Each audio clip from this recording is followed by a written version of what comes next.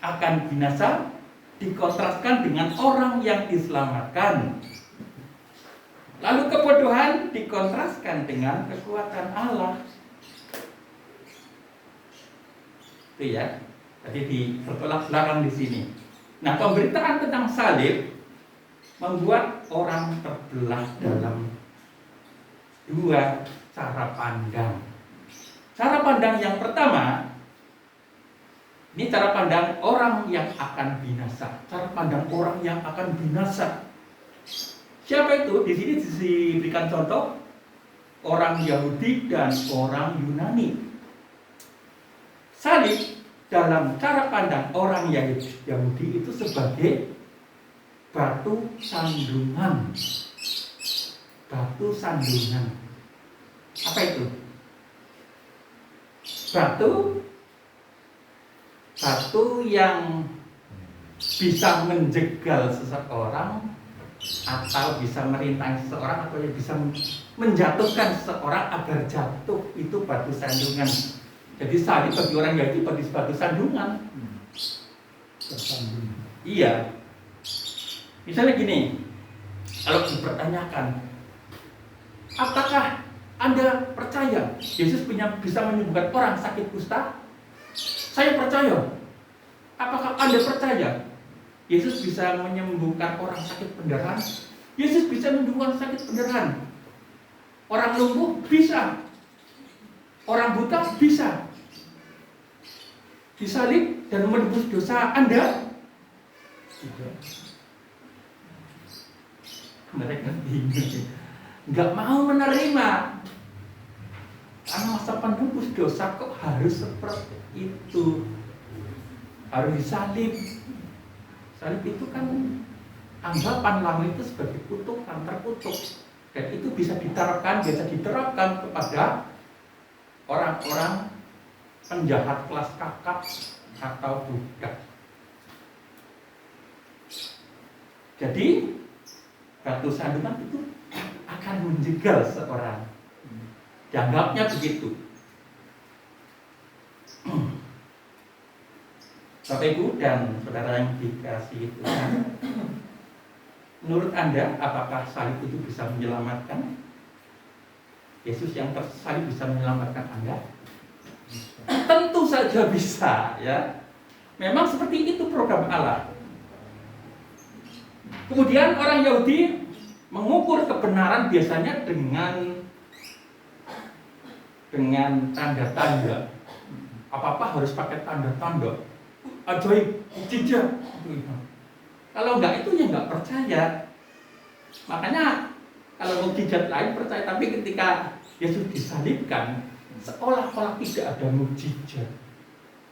Menderita, sengsara. Bahkan di bawah ada pengecek-pengecek juga.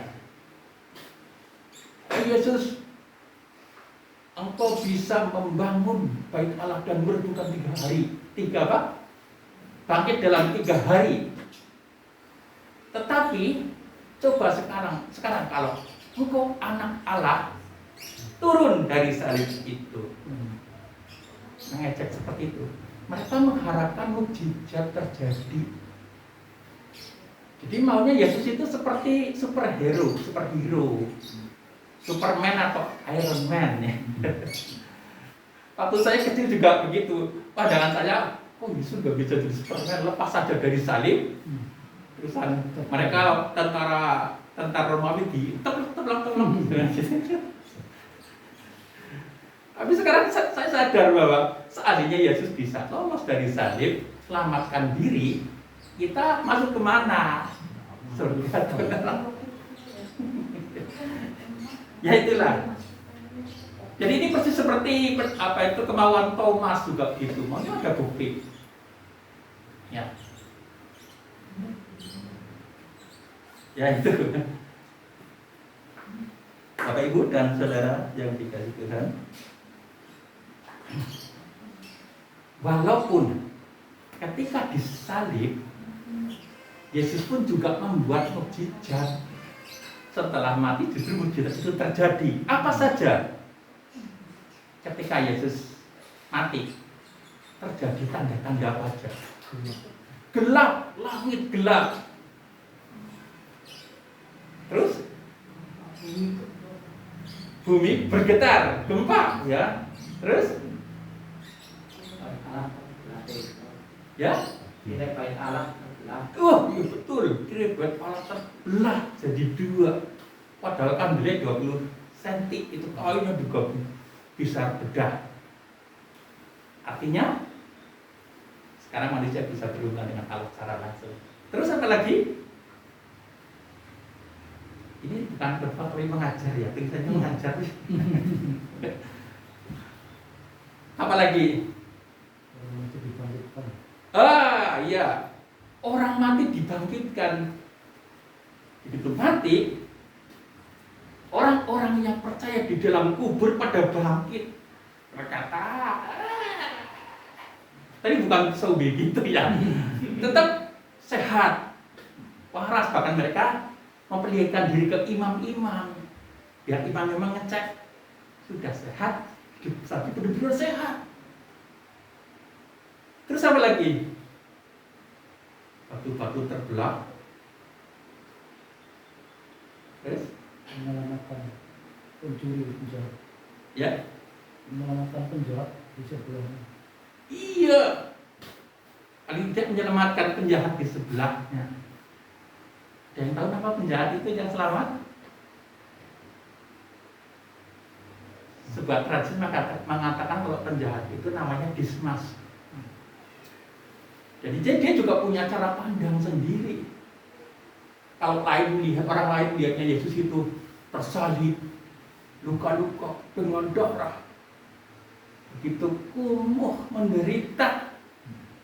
Tetapi bagi penjahat yang bernama Dismas itu memandang Yesus tetap sebagai Tuhan, sebegitu mulia. Dia penyelamat. Makanya dia berkata apa? Tuhan, ingatlah akan aku apabila engkau datang sebagai raja. Sudah tahu dia raja walaupun tersalib itu. Itulah cara pandang. Nah, jadi sekalipun Yesus itu tersalib itu dalam kehinaan, tetapi tetaplah Yesus bisa membuat mukjizat. Tetapi orang Yahudi percaya tidak juga. Bahkan batu yang terguling itu dikatakan sebagai ada orang yang mencuri. Jadi diberikan suatu goa, disebarluaskan. Jadi batu yang terguling itu bukan karena Yesus bangkit, tetapi ada orang yang mencuri. Dan Alkitab berkata sampai sekarang masih ada orang percaya seperti itu. Keyakinan sebelah itu juga begitu kan? Yesus tidak mati, yang mati itu muridnya, dan seterusnya. Oke. Sekarang orang Yunani juga dia adalah orang yang akan binasa kalau dalam cara memandang Yesus itu hanya sebatas orang hina, bukan Tuhan. Orang Yahudi itu terkenal sebagai pemikir, ahli filsafat, apa-apa menggunakan otak. Ya. Makanya jangan heran kalau banyak filsuf-filsuf dari Yunani, seperti Socrates, apalagi Plato, Aristoteles, Zeno, itu ya. Mereka menganggap salib itu kebodohan, terkutuk. Masa Tuhan yang sekarang tidak berdaya kok bisa menyelamatkan orang? Mereka maunya pakai logika seperti itu. Nah, saya juga kalau sedang bermedsos itu ya, saya pernah sering itu saya beradu argumen. Soalnya gini, kalau ada orang menyerang kita, ada postingan menyerang kekristenan, saya itu nggak mau berdiam diri, mesti harus counter ya. Kita harus berapologetik untuk meluruskan, bukannya untuk saya, tapi juga para yang komen-komen itu ya, yang komen-komen jangan sampai terpengaruh dia. Saya meluruskan seperti ini.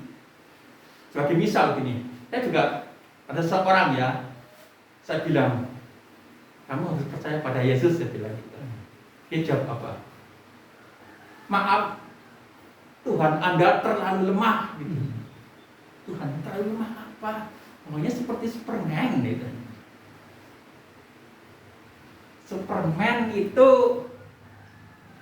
yang paling kuat itu apa? Apa itu? Dalam kekuatan apa yang dipraktekkan yang paling dahsyat dalam diri Superman? Kalau saya melihat dalam Superman 4 for Quest the Peace, itu di sana Superman musuhnya Nuclear Man ya, ciptaan Lex Luthor. Dari Nuclear Man dibuat adonan sedemikian rupa, lalu ditembakkan dengan roket ke matahari, sehingga menjadi makhluk yang luar biasa kekuatannya. Berkali-kali Superman hampir kalah, tetapi agar bisa mengalahkan caranya bagaimana? Saya pernah lihat film For Peace the Quiz yang bintangnya Christopher Reeve, lalu ayahnya Christopher Reeve itu apa? Marlon Brando. Cara mengalahkannya gimana? Cara mengalahkannya itu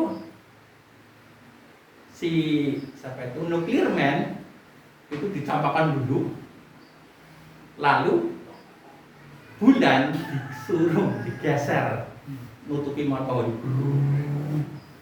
Yang penonton ya bulan kok didorong sama Superman, lalu menutupi matahari dan dia tidak bisa terpapar matahari dan Nuclear Man lumpuh, lumer.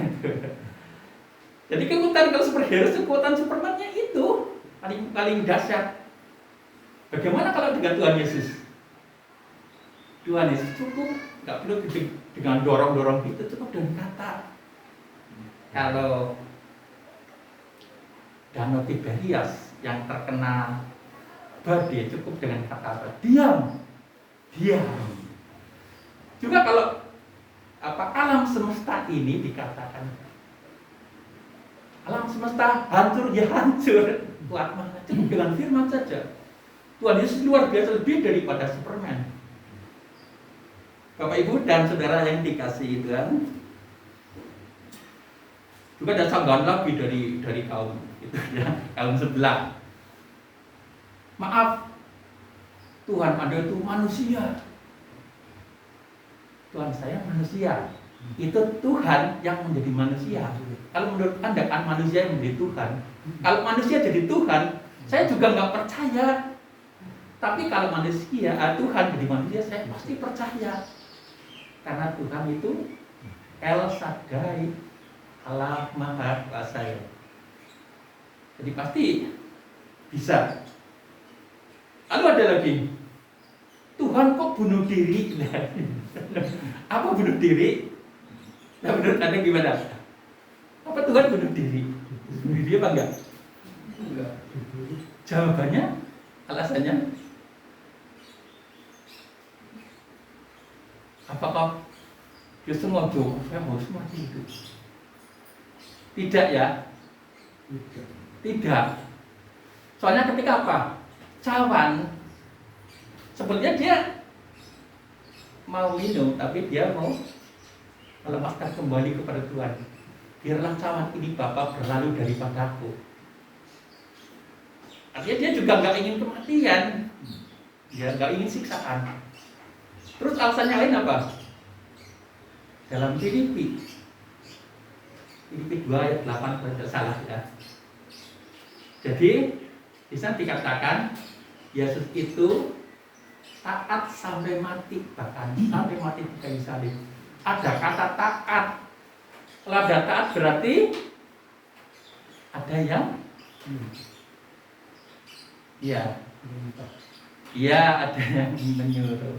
Siapa itu? Bapaknya sendiri. Jadi memang itu sudah jadi program Allah Bapa dari Yesus mati. Itu bukan bunuh diri, bukan kemauan dia, tapi dia merasakan diri. Oke. Nah sekarang yang kedua, cara pandang orang yang diselamatkan. Tadi cara pandang orang yang binasa. Langsung Paulus bilang cara pandang orang yang binasa, langsung aja. Nah sekarang cara pandang orang yang diselamatkan.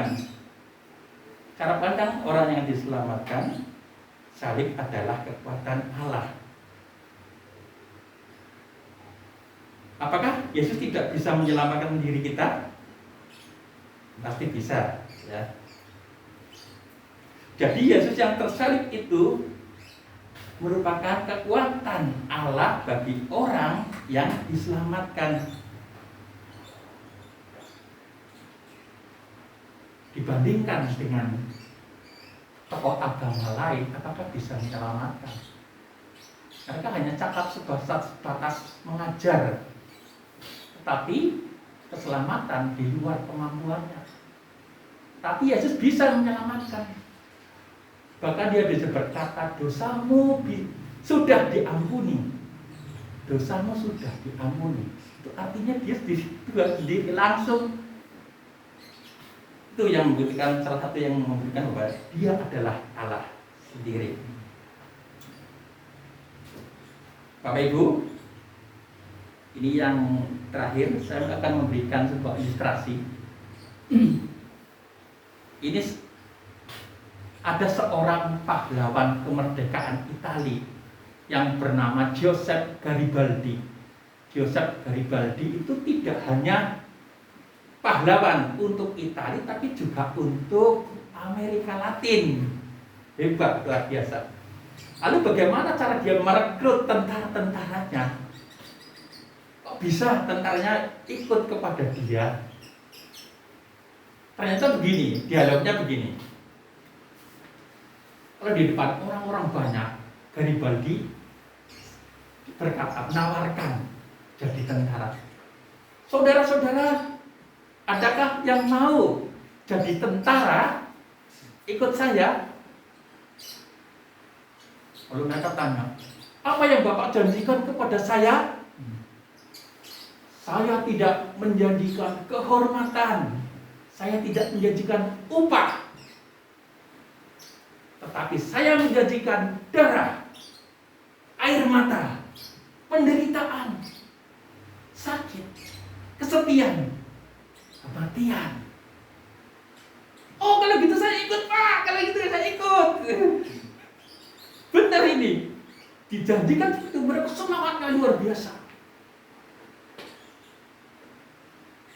Mungkin mereka tidak hanya melihat sampai sakit penderitaan, tapi dibalik itu kalau mereka memenangkan sebuah peperangan, maka mereka pun akan terdampak akan kemuliaan, ya, kehormatan. Bahkan mungkin dari segi penghargaan negara juga ada. Nah sekarang bagaimana dengan kita semuanya? Yesus itu tersalib, menderita, tidak berdaya saat itu. Apakah kalian mau menempatkan dia sebagai Tuhan? Apakah mau Bapak Ibu Saudara menganggap Yesus sebagai Tuhan sekarang? Mau? Yesus sebagai Tuhan dan Juru Selamat ketika disalib saat ini menebus dosa Bapak Ibu sekalian, apakah mau? Amin? Amin. Semangat. Jangan kalah seperti tentara Garibaldi itu. Oke. Jadi kalau kita bermegahlah di dalam Kristus. Bersyukurlah di dalam Kristus yang sudah berkarya sebegitu besar kepada kita semuanya dalam sebuah penebusan.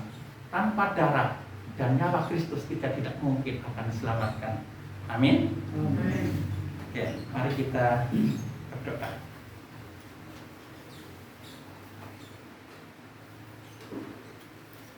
Bapak Ibu dan Saudara,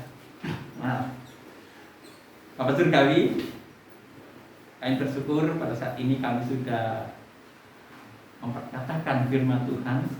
Pujilah namamu yang Maha Kudus. Kami bersyukur atas pengorbanan Tuhan di kayu salib, atas pertolonganmu, Engkau yang begitu merendahkan diri dan tak sampai mati, bahkan sampai mati di kayu salib, setara dengan Buddha, bahkan lebih daripada itu, Engkau ingin mendekatkan diri kepada kami, tinggal dalam hati kami masing-masing. Betapa Engkau sangat baik dan mulia ya. Terima kasih Bapak Surgawi. Biarlah Engkau akan semakin bersyukur, biarlah kami akan semakin bersyukur atas anugerah terbesar ini. Dan terus beri ucapan syukur bagi kami sehari-hari. Di dalam nama Tuhan Yesus Kristus kami berdoa dan mengucap syukur. Amin.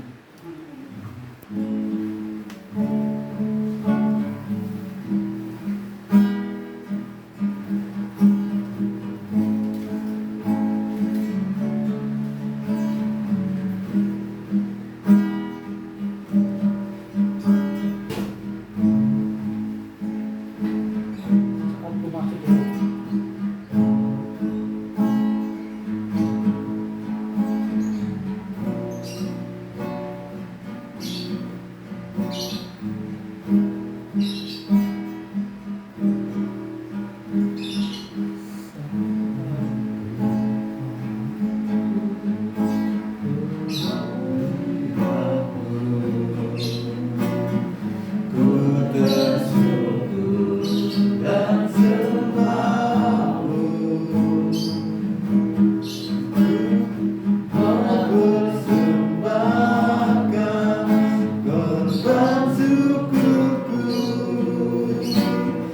Yang terbaik bagimu.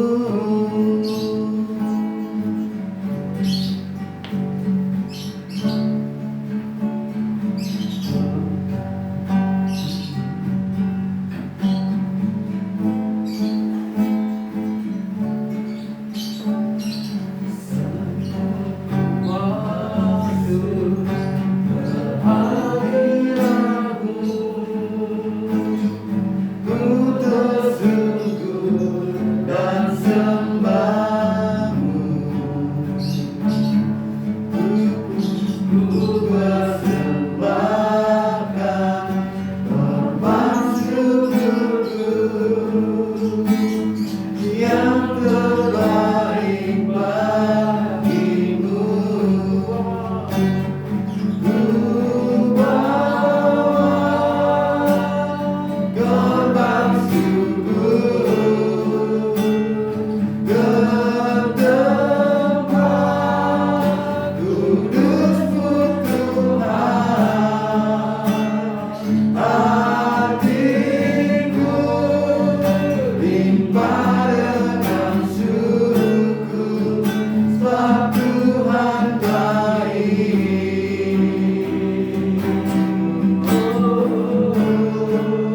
Sebab Tuhan baik.